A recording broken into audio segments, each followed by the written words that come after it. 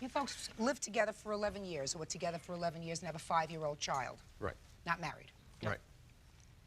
According to your complaint, sir, the defendant left you, and when she left you, she took $1,300 out of a business bank account. Right. You want your $1,300 back? Yes, ma'am. I have a few questions for you. Sure. During the 11 years that you were together, did you work? All the time. What kind of work did you do?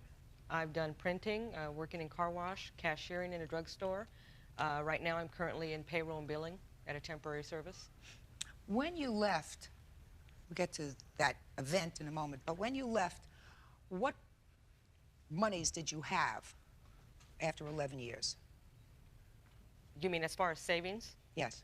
Nothing. What about property? The only thing I had that was in my name that he's already taken was a car. So this $1,300 was what you left with after 11 years? Yes. And that and my son. Now, Mr. Summers, I find some of the things that you say interesting. First of all, you were in business together. No. Well, you were in business. Right. What kind of business, sir? Automotive air conditioning. And what did you do in the business? Service and repair automobiles, the air conditioning. Did you have a shop? No, I'm mobile. What do you mean you're mobile? I do it out of the back of a truck. How long have you been doing it, sir? 4 years. The business was in her name. Yes. Why? 2 reasons. One, I thought that it needed to be because of Social Security, because I also have an incurable spinal disease that leaves me on the sedentary rule for work. The sedentary rule for work. Anyway, I was given Social Security. Just a second. You lost me someplace. You received Social Security disability. Right. Social Security disability means that you are disabled and cannot work. Not under the sedentary rule. Well, tell me what this rule is, because as a taxpayer, I would like to see what I could do to get it changed. Okay, sure. Sure. It means that any repetitious, anything that is done for any certain period of time, no longer than 15 minutes, I didn't make the rules. I just go along with it. And how long have you been on disability? 8 years. And you've been doing this work running around in your truck, fixing cars for 4 years. Right, right. So what you're telling me is, sir, that the reason you put the business in her name was because you were afraid that if the business was in your name, your disability would stop. No. Well, then... No, that's not true. That's I not have true. a 5-and-a-half-year-old son, Your Honor, that I wanted to be able to provide for in case anything happened to me. That's the God's truth. That's why I put it. Sir, you're lucky that a lightning bolt didn't come right down. Well, strike you down. let it strike me. That is the reason why. That is the reason why. That's a lot of baloney. Well, That's a lot of baloney. okay. The baloney part is that when you're receiving disability, disability means that one is unemployable. And if you opened up a business and if you were told the Social Security Administration 4 years ago that you were now involved in doing work that was not repetitious because you were going someplace else, they would have stopped your disability. No, ma'am, they have not, and I have.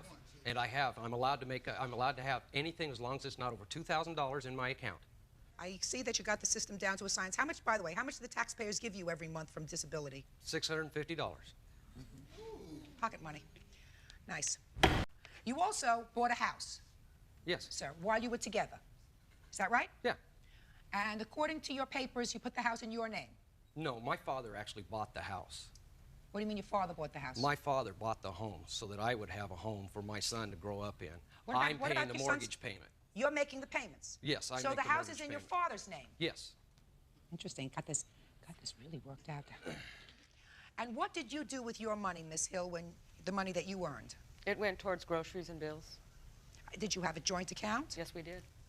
But the house, you knew, was in his father's name. I knew that it was always in his father's name, but I just recently found out after we split up that it is also in his name. Not my name, but his and his dad's. You're telling me that it's in joint names with his father? That's what I was told. Is that true, sir? No, the insurance is. What do you mean the insurance is? Well, because I live in the home, it was good to put me on the insurance in case anything happened to the home. But not her. So you got a house, and you have a business, and she's got $1,300, period.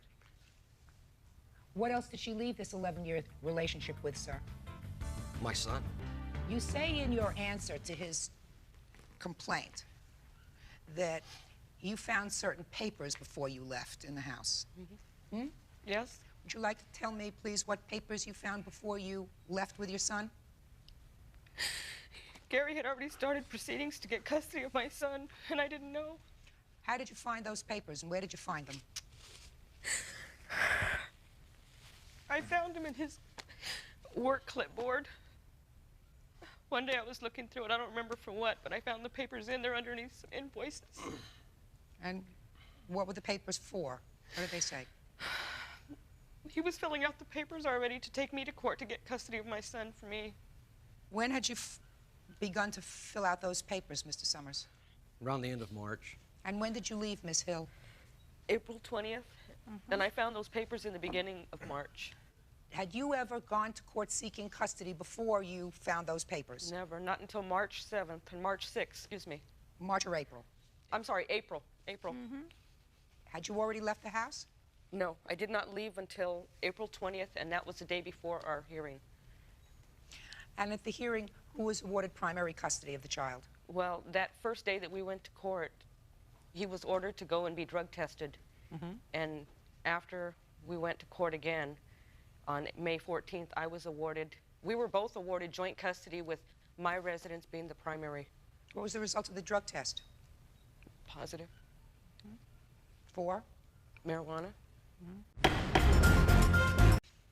Mr. Summers, you lived with Miss Hill for 11 years. Yes, ma'am. They do not have anything in this jurisdiction and in most other states about community property for people who aren't married. If they did, she'd be entitled to a lot more than $1,300. Ma'am, I earned that money. She got all of her money that she... What do you mean she had all of her money? Well, whatever where? she earned, she took. The other account, she took out of there. The savings, she took out of there. Just a second. Did you take out any other money, Miss Hill? Yes, I did. What other money did you take I out? took out $200 from our personal account. Is that correct, sir? Yes, What other money did you take out? I took out the $1,300 out of the business account. and the savings. What about Golden One savings. Just a second. I have wasn't $200 much. that you took out, $200 out of the personal and $1,300 out of the business. and you said something about a And the savings account. Credit union savings account was in my name. And mine. How much money was in the credit union? $25. The whole thing. I'm Oh. talking Yeah. about the whole business. There was about $25. That's all there was when I cleaned it out. Okay. There was only $25. The most we ever had in there was probably about $600, and that went little by little for bills or whatever. And how much do you think was in there, Mr. Summers? Oh, I don't know. I don't know. I really don't know because it was gone before I got to it, before I checked on it. But I don't believe that it was just $25. Think it was maybe $200? Well, maybe at the most. It wasn't a large sum of money, no. So, at the most, you say maybe it was $200. So what Miss Hill left with was $1,700, right? An 11-year relationship, she left with $1,700. So, and the business was in her name. She can take whatever she wants out of the business. You put it in... Even though she didn't earn it. Even though I went out and I'm the one that deposited that money. She never deposited that money. Had it been in my name, then it would have been okay because we lived together. What for I'm her to telling you take it. is you had an 11-year relationship, sir, and if you expect this woman, after she finds out that you, behind her back, are seeking to take custody away from her, That's of her not true. child, without discussing it with her, which is exactly what happened. Oh, exactly what happened. No, ma'am, because I could have done it and I never did. And I You wasn't feel- about to, and I have a So doctor. what'd you do? So what'd I you- have a doctor that I see quite frequently, okay, for counseling. I asked him to please set up somebody so that we could stay together. I tried to keep us together. I did that. I didn't want any split up. I never did want to split up. When she became very adamant on the fact that she couldn't live with me, then I thought I better watch out for my son because my son needed to live in a better home. Okay. Well, the court has already made a determination about where your son is going to live. He's going No, to he live. hasn't. No, they haven't, Your Honor. That is not true. They haven't. They haven't. That's not That really is not before true. me. According to you, the court made at least an initial determination that primary custody was with Right, but you. I've been No. served with papers again because he's taken me back to court to sue me again for custody. I'm not so- suing anybody. I'm doing what you're supposed to do in family law. I'm giving my response to the last hearing. Good. Well, I'm giving my response to you, Mr. Summers. I'm dismissing your lawsuit. That's all.